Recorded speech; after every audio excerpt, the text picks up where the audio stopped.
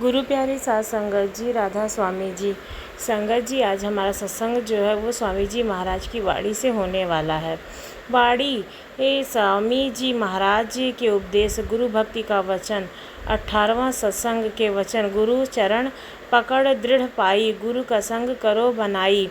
सत्संग जी यानी कि सतगुरु फरमाते हैं कि शिष्य का धर्म है गुरु के चरणों को मजबूती से पकड़ ले, लेकिन गुरु के चरणों को हाथ नहीं लगने देता। उन्हें पकड़ना बहुत कम मुमकिन होता है। नहीं, इसमें राज है जो समझने के काबिल है। जब हम गुरु के पास जाकर नाम लें, उसकी कमाई करें, तो यहाँ दोनों आँखों का सारा शरीर सो जाएगा। जब रूह ऊपर गई तो उसे सूरज, चंद्रमा और तारामंडल आएगा। उससे आगे सतगुरु खड़ा है। यह हालात कब मिलती है? जब हम शरीर को छोड़ जाएंगे, इस दुनिया को छोड़ जाएंगे। जब वहाँ पहुँचेंगे, वह देश बड़ा ही खूबसूरत है, शांति देने वाला है। वहाँ जो नूर है बड़ा अचरज है। यही तुलसी साहब जी रामचरितमानस में कहते हैं कि गुरुपद नख बाणी गण ज्योति, सुमिरत दिव्य दृष्टि की होती। उस सतगुरु के पैर का जो एक नाखून है वह करोड़ों मणियों से ज़्यादा रोशन और प्रकाशमान है। जो गुरु के नूरी चरणों तक पहुंच जाए, उसे पकड़ ले, उस नूरी चरणों की थली में स्नान कर ले, उसकी गुरु भक्ति मुकम्मल हो जाएगी। फिर आगे नाम शक्ति शुरू होती है। यही और दूसरे महात्मा भी कहते हैं। यदि गुरु अंगद साहब जी कहते हैं, जे चंदा उपजे सूरज चढ़े हजारे, चंद हुंदे गुरु बिन कोर अंधारा। अगर इस दुनिया में हजारों लाखों सूरज चंदा चढ़ जाएं तो यह रोशनी हो जाएगी, मगर अंदर अंधेरा है तब तक गुरु ना मिले। अंदर का अंधेरा दूर नहीं होता है। उस नूर की, उस नाम की, रूहानी मंडलों की लज्जत भी कैफियत बयान नहीं हो सकती। आप देखो, भरतरी और गोपी चंद ने राज छोड़कर संतों की शरण ली। अगर नाम कोई उत्तम और आनंदमय चीज़ है, तभी तो राज छोड़ दिया।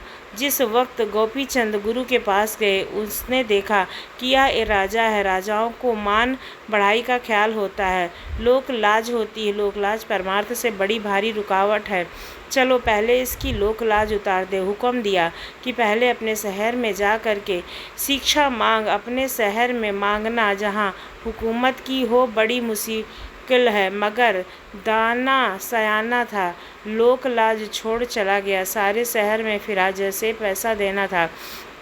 उसने अपना राजा समझकर रुपया दिया। काफ़ी रुपया जमा हो गया। जब अपने घर की तरफ गया तो रानियों ने देखा कि राजा आया है। सोचा कि अब हमें जेवर का क्या करना है। सारे जेवर दे दिए। गोपी चंद जो कुछ मिलता योगियों को दे देता। योगी आगे गुरु को पहुंचाते रहते।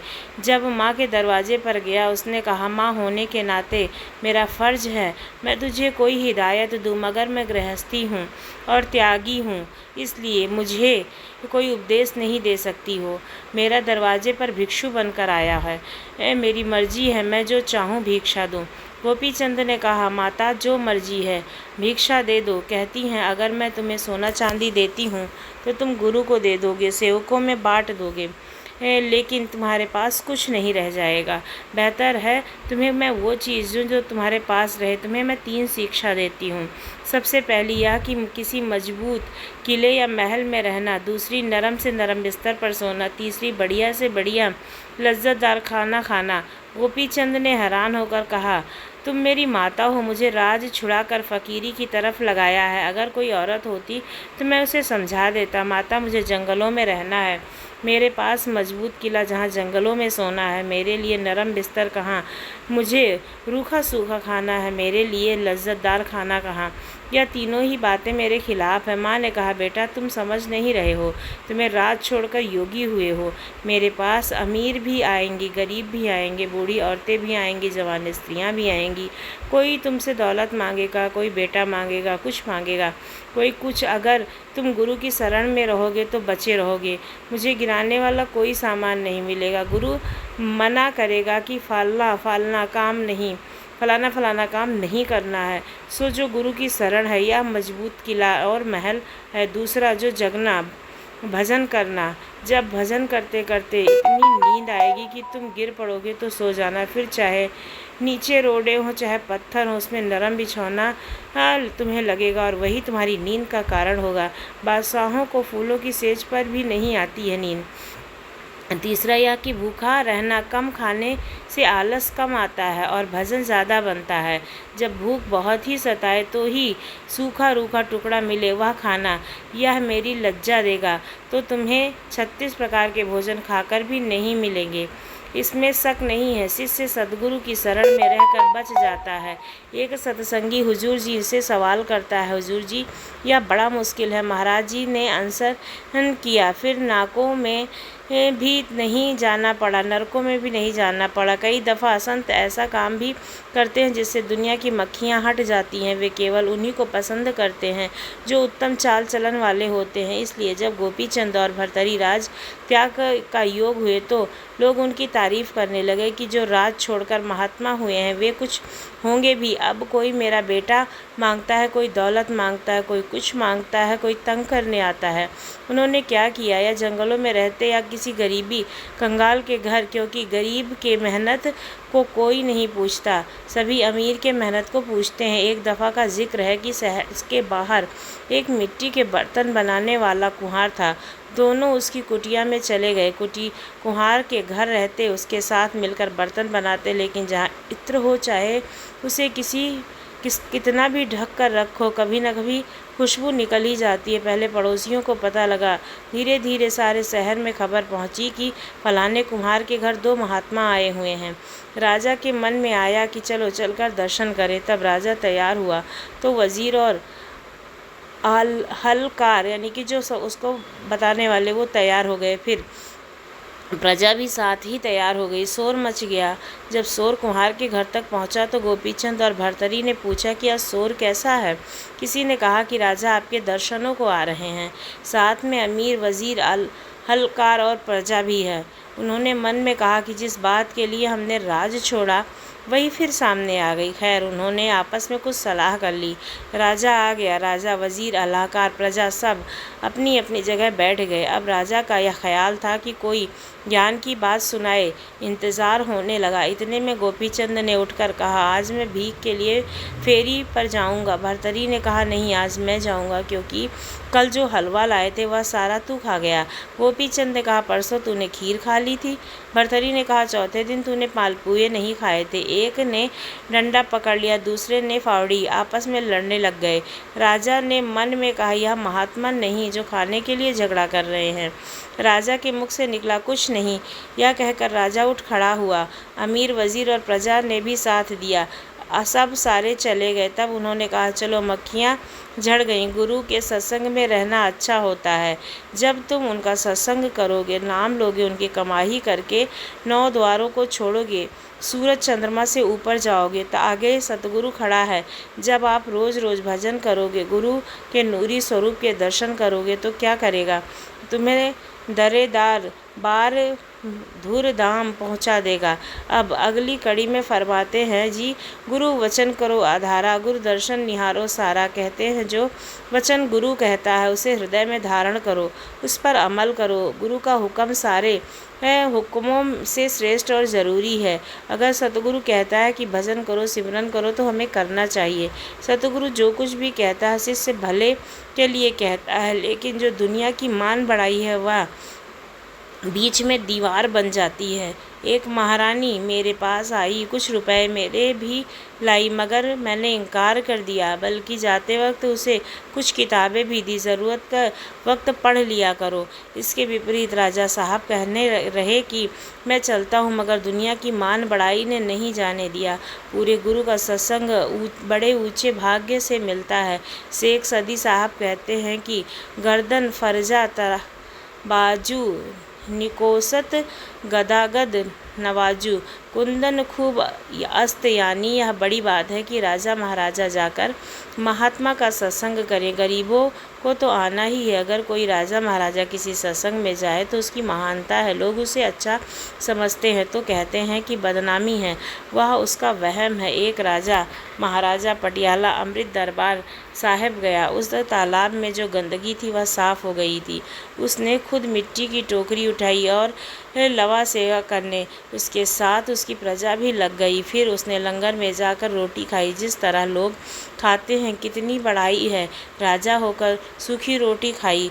सो गुरु के वचनों को हृदय में धारण करो और उनके नूरी स्वरूप को अंदर प्रत्यक्ष कर लो। अब अगली कड़ी में फरमाते हैं कि गुरु की अंतिम अगम पराम गुरु अस्तित्व करो सांवरा, क्योंकि गुरु परब्रह्म है। उससे ऊंची मंजिलों और मालिकों की दरगाह में जाते हैं, इसलिए उसकी गति ऊंची, हम उसे नहीं समझ सकते। हमें चाहिए कि हम उसे सबसे बड़ा जानकर उसका प्रेम प्यार दिल में रखें। अब अगली फड़ी फरमाते हैं, गुरु राखो हृदय माही ही तो मिले काल पर छाही। अब शिष्य अभ्यास करता है, जो गुरु का स्वरूप हर वक्त उसके सामने रहता है। फिर न काम, न क्रोध, न मोह, न लोभ, अहंकार, बल्कि इतनी निगेटिव पावर से विरोधी ताकतें हैं। अगर गुरु का स्वरूप अंदर है तो यह दखल नहीं दे सकती। अब अगली कड़ी में क्या फरमाते हैं, भोगों की आशा त्यागो, मनसा तज जग से भागो। अगर ज़िंदगी पवित्र रहनी है, अभ्यास करना है, मालिक से मिलना है, तो जितने फजूल विषय है, शराब कबाब, इसमें हमेशा परहेज करो, इनसे हमेशा परहेज रखो। और अगली कड़ी में फरमाते हैं, आशा गुरु शब्द लगाओ, मनसा गुरु पद में लाओ। आशा को शब्द से जोड़ दो और मनसा को गुरु के रूप में लीन कर दो। जब आशा और मनसा दोनों जुड़ गईं तो कोई फिक्र ना रही, काम बन गया। अब एक सत्संगी ने हुजूर से सवाल किया, हुजूर, आशा और मनसा में क्या फ़र्क है? महाराज जी ने सवाल का जवाब दिया, मनसा जो करे, आशा जो आगे आएगी। क्या शब्द को पकड़कर वहाँ पहुँचना यह आशा है और मनसा सामने रूप में। अगली कड़ी में फरमाते हैं, आशा और मनसा मोड़ी, मन इंद्री गुरु में जोड़ी। जब आशा और मनसा दोनों अंदर जुड़ गईं तो मन कहाँ जाएगा, इंद्रियां कहाँ जाएंगी? कहीं नहीं। अब मन भी काबू में आ गया और इंद्रियां भी काबू में आ गईं। लेकिन यह बड़ी मुश्किल है, जीते जी मुक्ति हासिल करने का ज़रिया है। अब अगली कड़ी में फरमाते हैं कि दिन रात रहे गुरु त्यागा, गुरु बिन कोई न जागा।